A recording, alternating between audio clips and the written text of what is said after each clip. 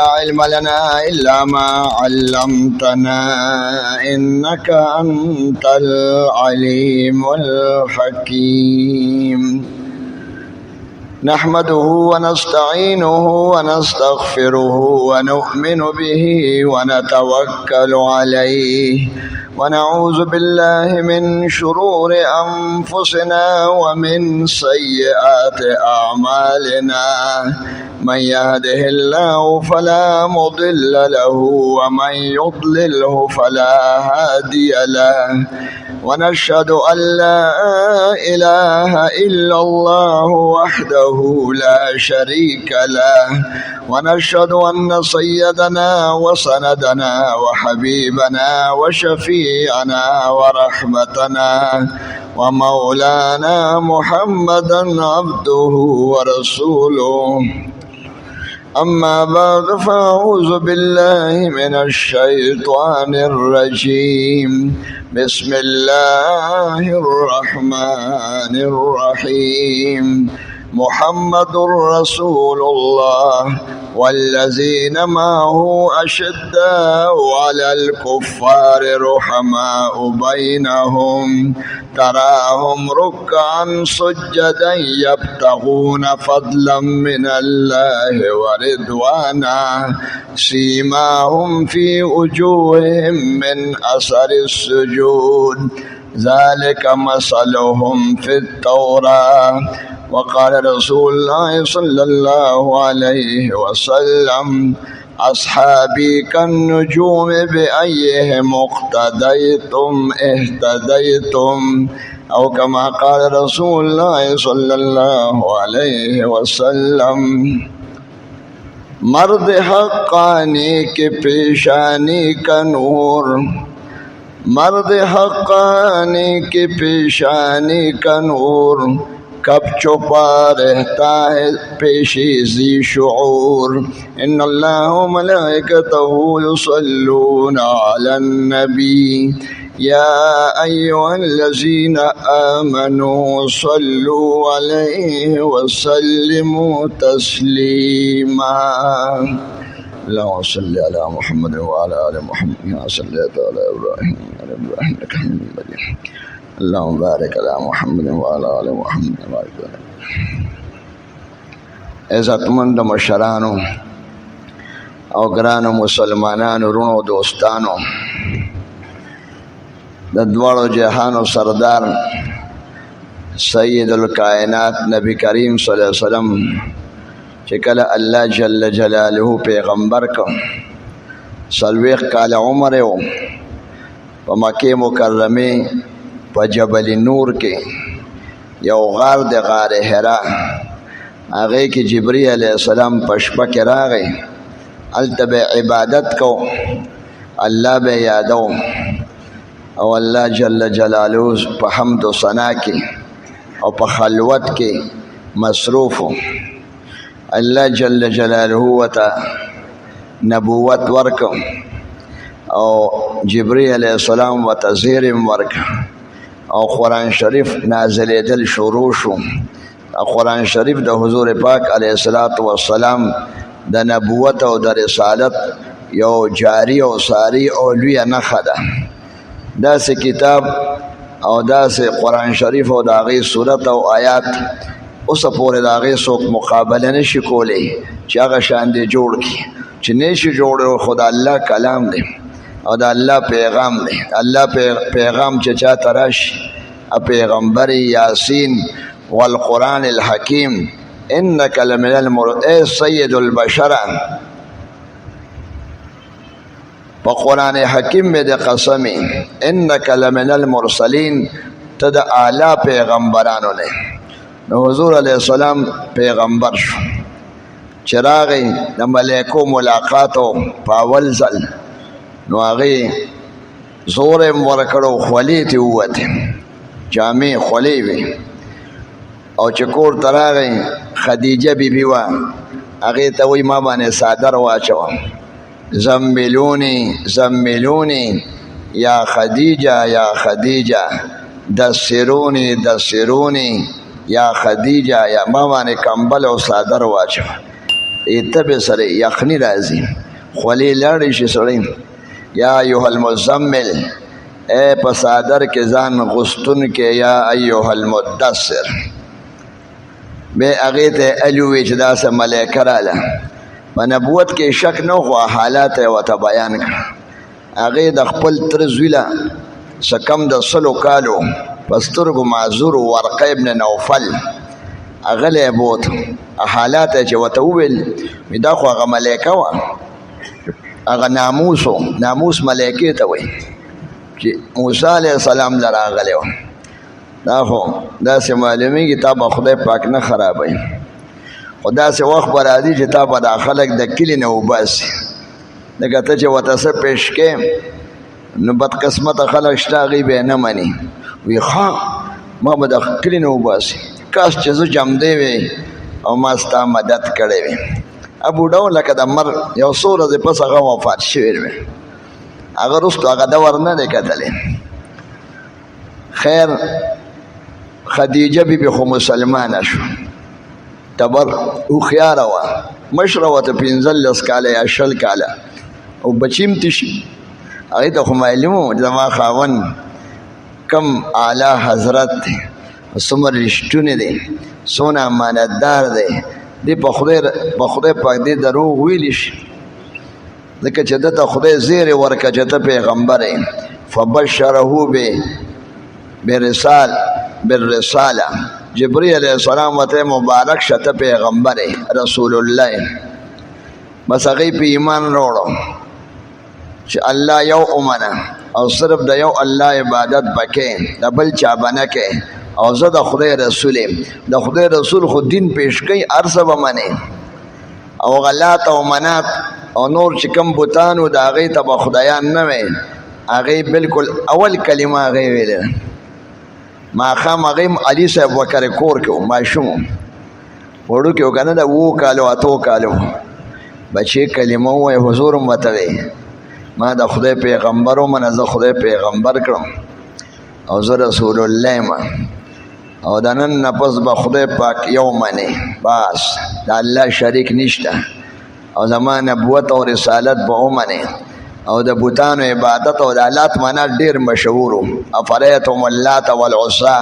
ومنات الثالثة الاخرى لات منات عزا نور بوتان هم ډېر و دې ټولو به ورته خدایان وي هندوان و ټول مشر هغه ورته وی علي صاحب خبره خو لږه نوې ده دغه ټول کلي کې رواج او عرف او عقیده دا وه چې دا د خدای شریکان دي یا خدای پاک ته پرې سړی نږدې کېږي لکه دا خو چې د لات او منه خبره خو لږه نوې ده مطلب پلار نه به تپوس کوم ابوطالب نه لږ سوچ به وکړم لا کلمې ونه وې لږ تاخیر یې وکړم په شپه کې زه پلار ته به ووایم اوړېده خوب یې ونه کړ پلار ته یې نه دی ویلی بیا سار کې بیا سار کې نبی علیه السلام ته وایي ماشوم و هوښیار و ورته وایي تاسو ما ته پرون څه ویلو خبره بیا وکړه وایي زه الله پیغمبر کړی یم الله جل جلاله واحد لا شریک دی هغه یو ذات دی د هغه شریک نشته لا اله الا الله دا ووایه یعنی معبود صرف یو الله دی او الله سره په خدای کې او په معبودیت کې څوک شریک نشته ولا یشرک بعبادت ربه احد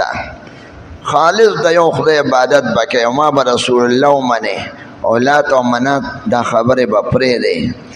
بس به کلمه ووایم هغه سبا باندې کلي د نهې رسو خدا خو ماشوم و که نه د دې کرې لوی شو سړی چاته وایي دا کار وکړه نو د اسلام په اول کې ډېر غریب و یعنی بیار و مددگار و یعنی منون کې نه و الاسلام غریبا فتوبه للغرباء غریب وایي مسافر ته غریب الدیار غریب دې ته نه و چې پیسې ورسره نه عربی کې غریب وایي کن فی الدنیا کانک غریب یعنی دا هر څه پاتې دي که نه یو یار د روانې پې اصل کور جنت دی او که ایمان دې رانه نو بیا د اصل کور دوزخ دی ټول عمر به دوزخ کې کافر د وتو امکان یې نشته او جنت مسلمان د پاره همیشه دی خدای پاک ختمولی شو خو وعده دا چې جنت نه ختمو دا خوشاله ټوله په ایمان ابو بکر صدیق صاحب ته ویزه خدای پیغمبر کړی و په مخه کلمه ویم بالکل نی ویلی چې سوچ کوم یا مشوره کوم یا مال لګ وخت راکا یا سنخه مخه پیش داس ډیر کلک ملګری دی دا اول وینا سره کلمه ارچا پکې صلیت او لعل او شش و پنج تاخیر سوچ معجزه لږ وخت راکا اورېږه دغه دی پکې نه دی کړی ډېر لوی دا داسې لوی مقام دی چې حضور پاک معراج ته ته جبري علیه السلام ورسره خدمت کې نو چې کومه ملایکه د هغه خدمت وکړو سید الملایکه شوه دغه سفر کې او د هجرت په سفر کې ورسره صرف ابو بکر صدیق بل څوک نه و کله به یې په شا کړم چې ستا قدم کافران به په قدم باندې معلومو ګاډي ماډي خو نه و که نه شګې مګې پته لګي د شګو کې څوک تللی دی عرب ډېر دغه په دې کې تکړه چې څوک دا کار کوي کوم ځای کې اوسي هغه پوهېږي دا د غوا پل دی دا د میخې پل دی دا انسان پل دی پېژانده به بعد کسان ډېر فراست لري هغه په شا به دغه سفر کې ورسره آسماني سفر کې ورسره جبریل و نو سید الملایکه شو او دې ځمکه کې ورسره ابو بکر صدیق په غار ثور کې تاسو به کتلي ډېرو ټولو ته دې خدای وښیي حیران به شي دا دشمنان نو دې سید الصحابه شو ټولو سره په ژوند د ملګری په قبر کې ملګری په میدان حشر کې د صحابو سره صحابي چاته وایي صحابي هغه کس ته وایي چې حضور علیه السلام باندې ایمان راوړي او هغه یې لیدلي که سترګې ړندې وي د زړه په سترګې ولیده لکه بعضې ړانده صحابه دي او څه ړانده نه چې حضور یې لیدلي او ایمان یې پرې راوړي او په ایمان سره وفات دا تقریبا صحابه کرام ټول حافظ ابن کثیر وایي چې 1,00,000 دی او حافظ ابن حجر وایي چې 1,20,000 دی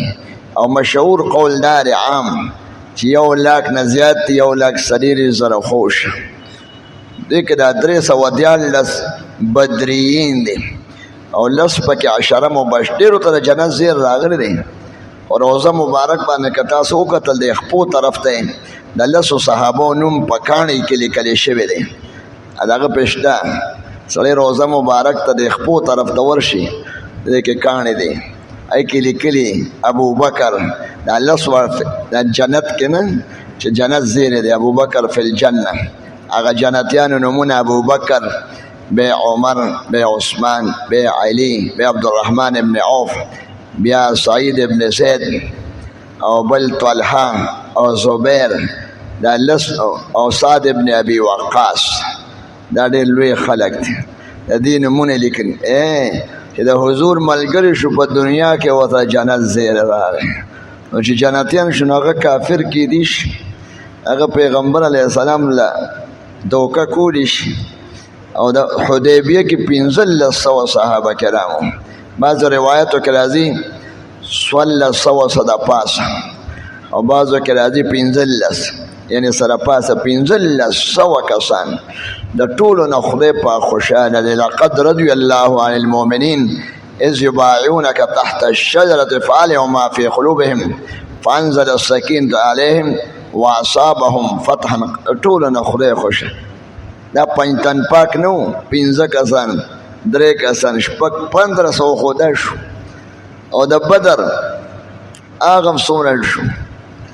او په حج کې څومره شو او په د مغفرتونو چې راغلي او مهاجرین او انصار والسابقون الاولون من المهاجرين والانصار الذين اتبعوهم باحسان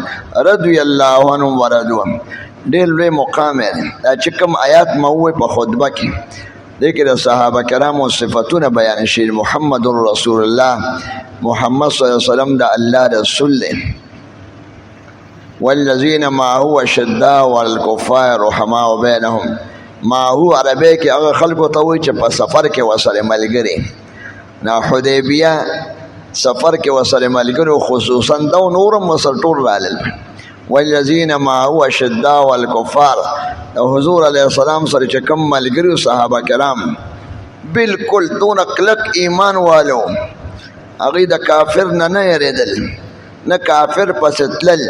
نه د کافر کلچر پسې تلل، نه د کافرانو په شان ویښتو،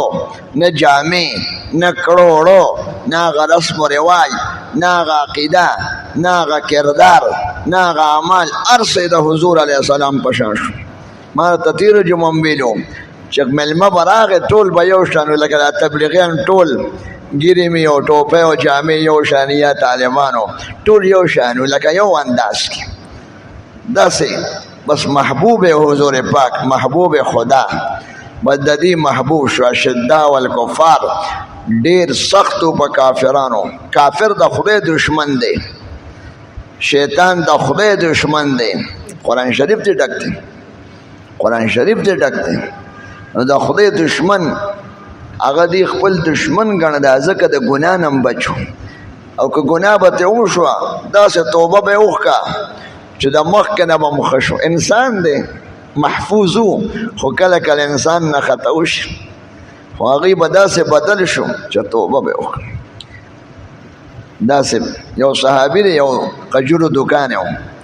بس انسان یې ځوان هلک، یو ښځه راله قجورې شته، انسان دی نفس او شیطان دی پورې ته هم راځي، لوی خلک و. بس سړی دغه کې کېږي لکه طبعي امور دي، ښځې تړه کېږي، هغه ښځه ته وایي دننه قجورې، خو نفسانیت راشي انسان، هغه زنانه هغه یې ښکل کړه په مخه، ښځه خو لاړه ډېر زیات خفه و، دا مې څه وکړو، بس سم یو اور به پرې ولګېد. داسې د الله والو، الله والا دې ته نه وایي چې ګناه ته نه کوي. انسان یې مونځ ته قضا شي، څه ګناه وکړي چې ته بل، خو الله طرف ته راتل، الله والو با خودو پیغمبران خدا هر قسمه ګناه نه پاک دي. دا خو زموږ ایمان دی، ټول پیغمبران د هر ګناه نه پاک دي. او دا کوم دی چې قرآن کې راځي چې تعالی خدای هر څه معاف کړي دي، دا هغه اجتهادي مسلې وي، یا داسې یو لار کې دوه خبرې وي، یو خدای ته ډېره خوښوي مناسب، یا بله جائز وي. نو چې پیغمبر یو کار وکړي نو خدای پاک آیات راولي. لکه په بدر کې کافران چې ګیر شو، چا وی پیسې به ترې والو، چا وی مړه به یې کړو. دا اجتهادي مسله وه، نص پکې نه و ښکاره، دواړه روه، خو د خدای دا خوښه وه چې مړه شي، خو بیا مړه نه شو. حضور پاک رحمدله وی ایمان به راوړي. ابوبکر صاحب ورته مشرانو ټولو دا رایه وه، د اکثرو ټولو رایه وه، یو کس باندې علاوه، چې یاره بس یو موقع به ورکړو، پیسو باندې به یې پرېږدو، او اسلام ښکلېوالی به وګوري، مسلمانان وشي. خدای پاک آیاتونه به راولېږل، د خدای خدا خوښه چې د دشمن وینه توی کړي، عذاب را نغی، خو د خدای چې کومه خوښي هغه بل هم جایز ده. نو په دې به آیاتونه راغلل. خیر، نو حضور پاک لعنت ابوبکر صاحب لورغه، دا دکاندار صحابي، ما نه داسې غلطي وشوه، ما به خدای پاک زه به څه کوم، پریشانو په ګناهونو پریشانو، ما دا غلطي وکړه. هغه ورته توبه وباسم، انسان دی، بس ښځې له ګوتې وګورې غلط نظر، توبه وباسه. خدای پاک واني لغفار لمن تاب، چې زه به دا نه کوم او زه معافي غواړم، بس توبه علاج دی، باقي دی کې خو څه جرمانه نشته څه. بیا خپه بیا عمر سره هغه توبه وباسم، الله بخي ګناه، بس په خدای پاک بخونکی التائب من الذنب. بیا حضور ته الوی دونه په وس دغه راغی، یاره حضور ته وایي دا ما کار کړی دی داسې، بس حضور علیه السلام په قار شو، بس وی ودرم وی سیب دې له راغلی ما چې زما آخرت ښه شي، او په ما باندې هر سزا چې جاري کوي په ما جاري کړم. یعنې دا د ایمان په وجه کېږي. ایمان چې ایمان کمزوري یا نه خو نشي کولی، دا داسې کامل الایمان، آمنو کما آمن الناس. څومره به خدای ته نږدې شي، مقام یې نور هم اوچت شو. یو مجاهد به د خدای په لار کې اوځي نو تاسو به د هغې زنانه ته داسې یعنی غلط کار کوئ. ورشه اودس وکړه او مونځ وکړه، توبه وباسه، یو 2 رکعته صلات توبه ورته وښوه. اودس یې وکړه، خلک مونځ له اودس کوي نو اودس یې ورته وښوه او 2 رکعته مونځ یې وکړه.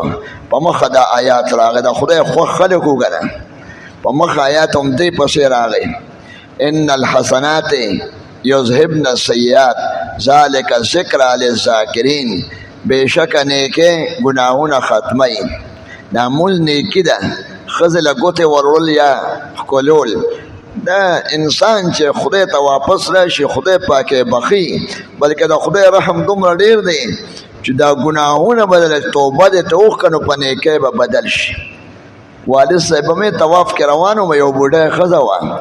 عربي، لکه دا ښځې روانې او دعا به یې کوله. بوډۍ وه اللهم بدل سیئاتي بالحسنات، یا الله زما ګناهونه په نیکو بدل کړي. شیخ صاحب وی ډېره هوښیاره ښځه وه،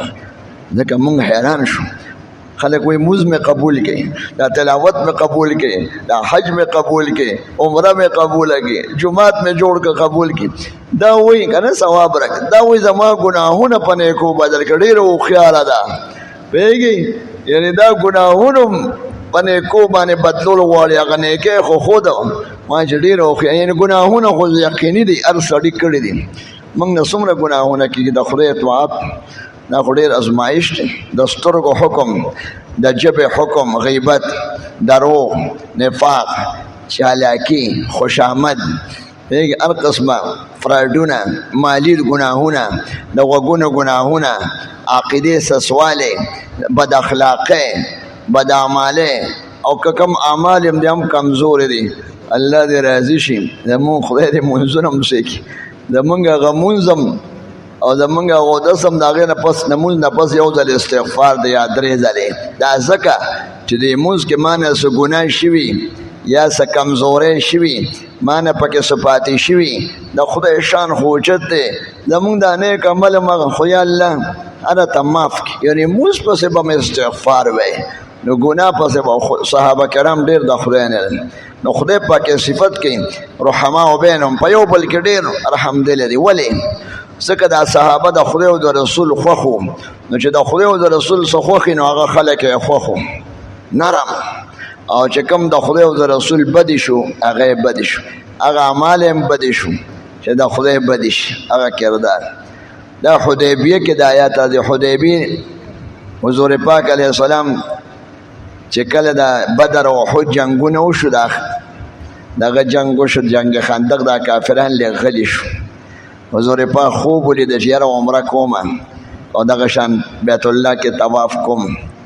د صحابو ته وی عمرې له بلار شو، عمرې له چې د هغې پرېښودل. نو ټول لویه قصه ده، خو اعلان یې وکړه چې خلک ډېر شي. کلو کې مې اعلان وکړه په جومات کې، یو صحابي د جومات مشر که هغه ته ته مونځ ورکوه امامتي. حضور به امامتي هم کوله که بادشاه هم، کله به په خپل ځای بل کس هغه ته وی ته مونځ کوه. ټول کس یې حرامونه وتړی، عمرې له را روان شو. دلته عربو کې خلک خبر شو، مکې خلک، قریش سخت دشمن، ها مونږ سره جنګونه هم کوي او زمونږ کلي ته راځي او بیت الله ته زمونږ پوزه به کټ شي. اگر پښتو وه چې دشمن ستا کور ته خوا کې راځي، هلته مړي هم پکې شي، بدر کې احد کې دې به نه راځي. خالد ابن ولید صاحب وروسته مسلمان شو، اول کافر و، هغه سره هم کسان و، دې خوا راووتل لارو ته، او دې خوا نور هم کافران ګرځېدل. حضور علیه السلام ته یو کلي کې عصفان ورته وایي، مکې نه بار یو طالب راغی، ورته وایي هغې خو چړې تېرې کړي، تورې ګرځي. حضور پاک ورته دې احرامونه وچولو. احرام کې خو سړی بربنډي که نه، لکه ټوپۍ هم نه، کمیس او تش جامې چولې او خپې بلې خپې چپل، لکه د عبادت شکل دی، نه تورې وي نه څه جنگ شکلی عبادت کی. منګ احرام کې راغلی و، احرام کې څوک جنګونه نه کوي، ولا جدال فی الحج، نه جنګي نه کنځلي، بس عبادت دی. منګ سره عمره کوو بس بیا راځو، بیت الله م یاد شوی. خو پېښ شو چې جنګ ونه شي، یو لاره یې بدله کړه. اوس موږ ته پته نه لري د عربو لارې غرونو کې سمه لاره یې پرېښوه، چې دا جنګ ونه شي. بیت الله ډېر د عزت ځای دی، دلته وینه تویول باندې زه جنګ له نه ځم، لکه دې ځل جنګ اړو اراده هم نه وه. خفه و چې اوس صحابه هم 1500 را روان دي او غریبانان او د غریبۍ سفر او د ګرمۍ او د سختۍ څومره. نو په غرونو کې راغی یو غر بل غر اوره لاره، اخر کې حدیبیې ته راکوشو دی خوا کافران خپل ته ګرځېدل چې ځان رانغی. بس حدیبیې ته راورسېد. حدیبیه خو 14 کیلومتره به 14-15 لنډه ده، مناره هم به ښکاري لږه شان دا اوس ګړی و دغه ځای کې باونډري ده لکه مسجد عایشه چې باونډري ده د حرم داسې باونډري ده. چلته راغی کافران خبر شو نه به راځي او دلته کسان یې راولېږل. حضور پاک ورته وایي زه عمرې له راغلی یم، ټولو کمیسونه که نه او څاروي م ورسره وو. هغه څاروي م نښه د دې وي چې عمره کوو جنګ موږ نه کوو، یېرېږئ مه موږ تاسو ته څه. هغه وایي نه به راځئ. بس حضور پاک مخکې نه م دې غرونو کې دا فیصله وکړه که د نرمۍ خبره راځي زه به یې منم، که د رشتهدارۍ خبرې زه به یې منم، که د بیت الله او د مکې مکرمې د عزت خبرې که دې هر څه وایي زه به یې منم. اړه کې هر څه لویه دلته رالل او صحابو باندې اوبه نه وې. غرونو کې اوبه کم دي، ټیوبویلې کم دي، اوس چینې کم دي. حضور پاک هلته کافران هم بند کړ، دلته ورته ودرېد نه به راځئ. حضور پاک دلته یو پیلې که اوبه وې. حضور پاک سلام ته وایي اوبه نشته مړه به شو. دا ډېره لویه سخته ده، الله دې موږ باندې نه راولي، موږ څومره کمزور. حضور پاک هغه اوبه یو پیلې اوبه وي، دقه یو پیلې اوبه دي، دا ګوتې پکې ښکته کړې معجزه یې وه او د دې ګوتو نه اوبه روانې شوې دغه شان. دا خرق العادت وي د نبو. اوبه روانې وې صفا د 5 واړو ګوتو نه، چینې لوښي م ډکول خلکو، اوبه م څښلې. 1500 کسان چې تږي وي ټول اوبه وڅښلې. دلته ډېره و هغوی خو نه پرېښودل. بیا اوبو مسله او بل وخت بیا اوس حدیبیې کې کوین دی چې چا کتلي کېدای شي اوس هم یا هغه ځای شته کوین کې بیا بل وخت بیا اوبه نشته. بیا حضور پاک ته راغلی اوبه پکې نشته. یو بورقه اوبه راوړئ چارهدام یې په وکړو او د خولې مزمزې اوبه په هغه کوین کې توی کړې یا لاړې مبارک. کوین کې حضور پاک لاړې توی کړې دي، د هغې لاړې خو مبارک وي، دا د دم شکل او برکت و. او کوین کې بالکل اوبه نه وي او د اوبه پکې شروع شي. خلک دي چې اوبه راوباسي. 2-3 ورځې د څاروو له اوبه ورکړې، پخلي لامبل او داس هر څه پې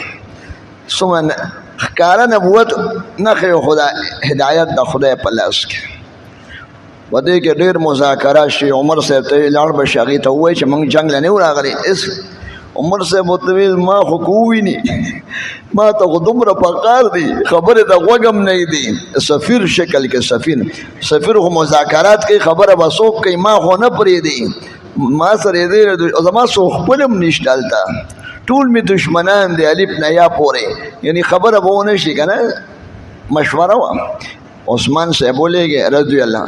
د ده لږ تعلق او اناجان او خپلولان ډېر و، لکه درون سړی دی، سفیر خو څوک نه مړ کوي.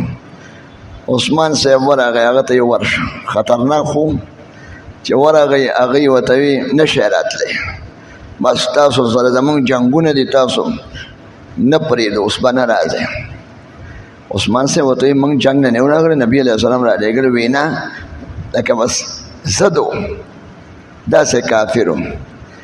عثمان صاحب ته وایي ابو سفیان یې ملګری و کافر و، ورشه ته طواف وکړه که نه. وایي نه زه خو ځان دا نه حضور سره مینه وه. وایي چې هغه پکې نه نو چې هغه نه زه طواف نه کوم. څومره مزل یې کړی، څومره ستړی شوی. که دا معمولي مسلمان وي چې زه بس پیغمبر علیه السلام یې دومره خوښ و، وی چې هغه سره به کوم او چې هغه نه کوي نو زه نه کوم، خو دې یې لږ ایثار کړم. او دلته خبر راغی چې عثمان صاحب شهید شو. حضور علیه السلام ډېر زیات خفه شو، مونږ خو جنګ له نه یو راغلی.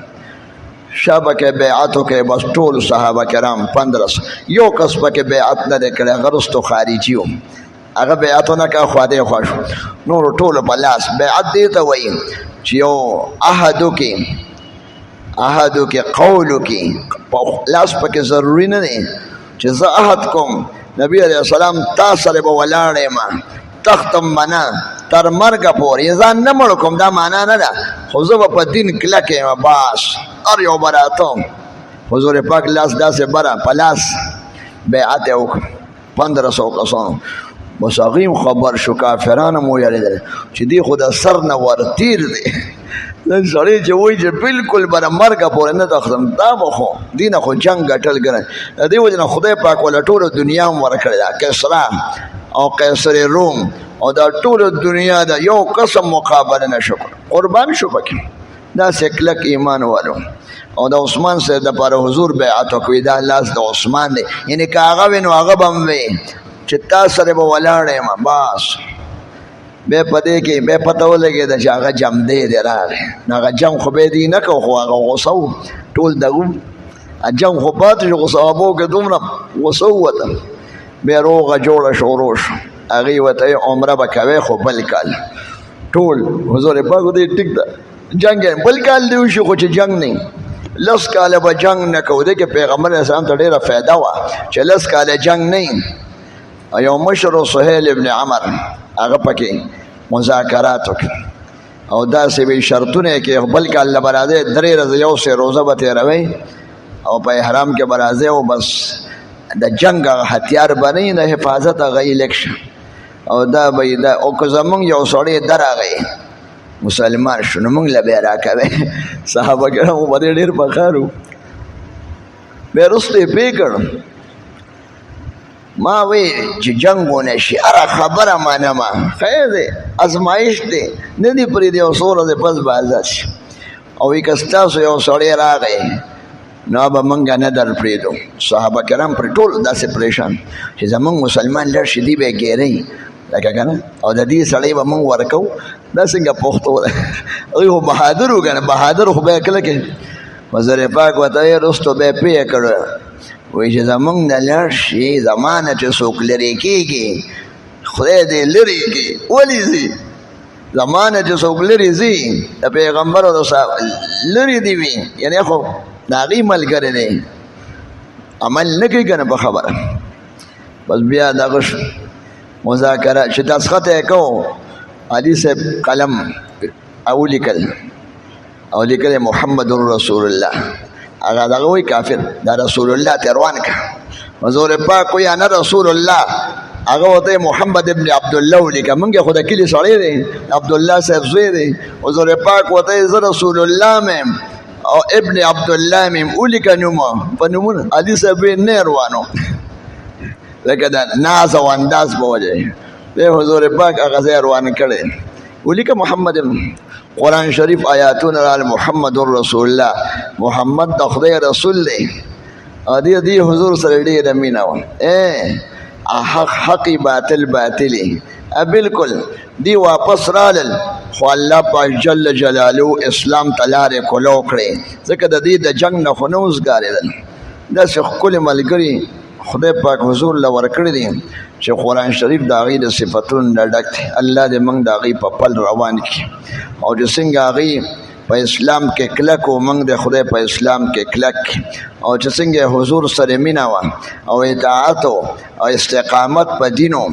او دا الله دې موږ ته استقامت راکړي او د کافرانو سازشونه الله پاک چې څنګه صحابه کرامو خلاف ناکام شو الله دې مسلمانانو خلاف چې د اسلام خلاف او د مسلمان خلاف څومره کندې او څومره دی د اسلام نه اړی زنانه بې حیا کوي هلکان بې حیا کوي کله یو زور کله بل دا پرشر د خدای ختم کړي